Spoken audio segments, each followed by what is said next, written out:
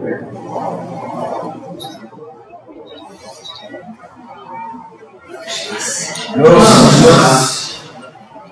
want to work focus now on what Bob calls O Sensei's process.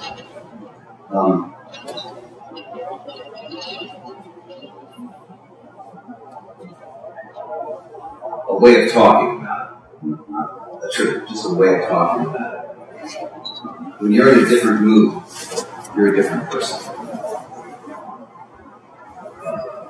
At different levels of awareness, you're a different person. You actually react to situations, the same situation, or as opposed to the same person, react differently. And recognizing that these different levels of self, and again, just a way of talking, levels of that, I don't know how to talk to myself. Generous in your listening. As Bob says, good day, fair day, bad day. It's not an accident. If we're not conscious of it, then we're just victims to it. As Ben Franklin said, even the clock that doesn't run is right twice a day. But if we're tuning ourselves to the right time and being present in this moment in time, as we make that shift, our approach to life changes. So what I'd like to emphasize is recognizing your relationship in the universe. Sometimes we can use our uke to, kind of represent that or magnify it or make it kind of tangible or something like that. But again, what I'd like to have as fundamental is your recognition of where you are now and whatever you want to call it, settling and opening and breathing and allowing a shift to the next level, finer dimensions. Right? And I'd like that to become proprioceptive so that do you ever have a scene with somebody where, you have this kind of and then, you think of the exact right thing to say 4 hours later? I just want to shrink that time down. Because what happened was, as you got away from them, you relaxed, you opened, and then it naturally came out. It was just there. But it can't when you're operating here. So I don't want to see you, this is going to happen. We all do it. But I don't want to see you practicing to operate from that disadvantaged state, from that destabilized, from that worse center. I want the panic to produce a shift into a better state. Panic is just energy before you caught it, and now you're a little late. But if you'll catch that sooner, something different can happen. So, again, this is probably one of the dumber attacks in the world.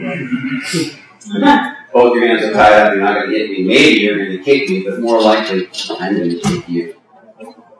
That might happen, but it's a great practice for them to have more power than you do, 2-on-1, to give you a chance to really feel when you're fighting with it, and you're making your shift.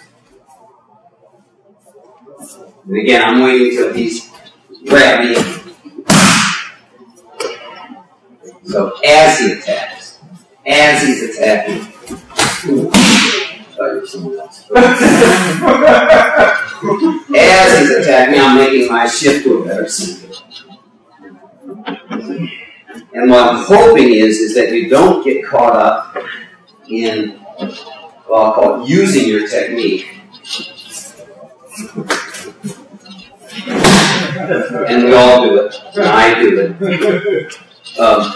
But it's going to happen, but don't train it. Train it. I don't want to encourage you to train it. I want to encourage you to train at that moment to shift. Until the shift becomes natural. And you find yourself in that place where other things become possible. You clear? One more time, as it, please. What I'm going to call that is +1. +2 would start to be a little more aware. +3 would start to have that sense. +4 was, you know, the sensei had that agreement with his students, anytime, anywhere. They used to try to sneak up on his sleep, and they couldn't do it. These are stories. I don't know if they're true. I just heard them, and then I make up my own too, so. But my sense of it would be, as you keep the process going, it goes from being much more sensitive to one little part of the universe to much more sensitive to a larger domain of awareness or something like that to the next. So keep playing with it. Let's see where it goes. I want to go back to this other exercise before we move on that we were doing yesterday of having someone disturb your balance. Okay? And I was saying, you know, it could be like you lost your phone or whatever. All of a sudden you're kind of upset, and eventually you kind of get back to, okay, let's see, where did I leave it? And then you find your phone and you're okay again or whatever. So I was saying, okay, you get disturbed and you finally get it back together. And then most of us get it back together to a certain level, and I'm going to call that, for today, let's just call that level 1. And then we say, I'm at level 1, and that's good. Then I go back and engage at level 1. But wait a minute, I just moved from kind of a -5 or whatever, -3 or whatever it was, to a level 1. Why stop there? Why not? Okay, -3, -2, 0, 1, 1, 2, 3. Okay? Remember the exercise? Got the practice? These. Is that whatever your average is, and I guess we're calling that 0 or 1 or whatever like that, that's the space you're used to operating at. I'm assuming that you came in here not to keep operating at the same level, but to practice something.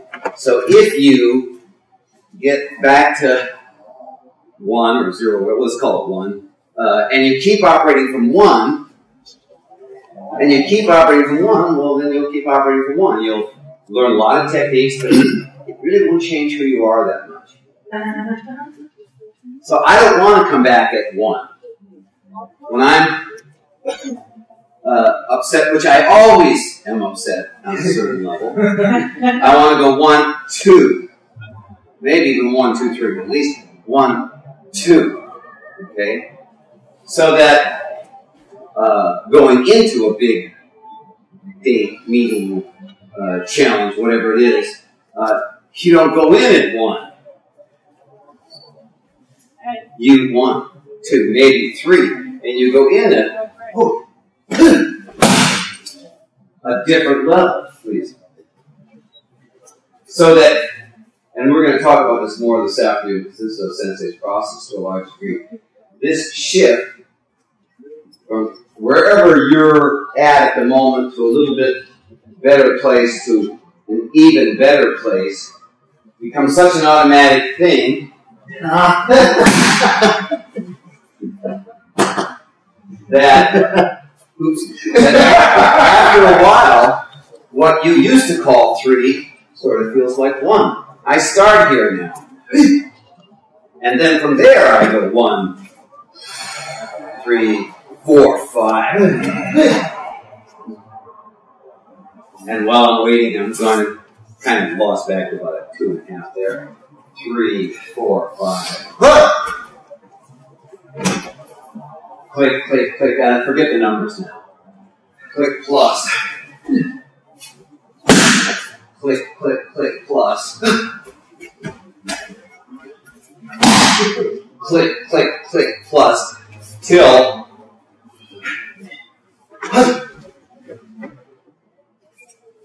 That one went backwards. I saw that.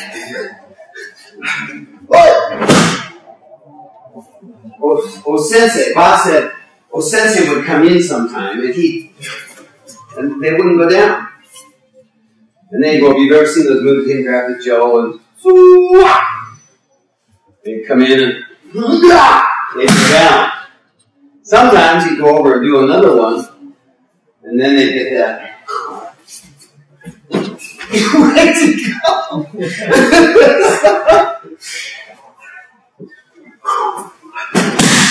You know, another level. And then sometimes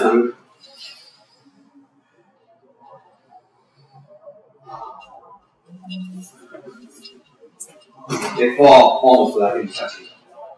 Make any sense? Questions? All right. How do you do that? Here's how you do it. Right where you're sitting, right now. Let's call this 1. I don't care if it's a 3 or a -6. Let's call it 1. Go to 2. What does that mean to you? Take a deep breath. I bet. Feel your back a little bit more, maybe. Just sit on the ground a little bit more, maybe.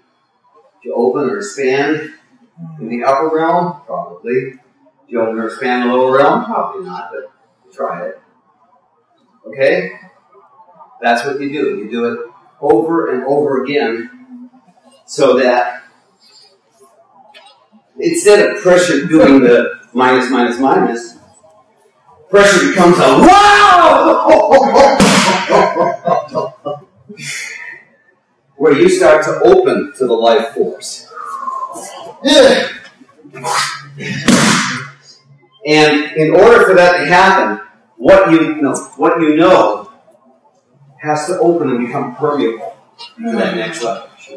So, what I care about, not whether they go down, not whether you do a technique, but that you recognize if you move in a minus direction and you consciously practice moving into a, so I call it a plus direction, please.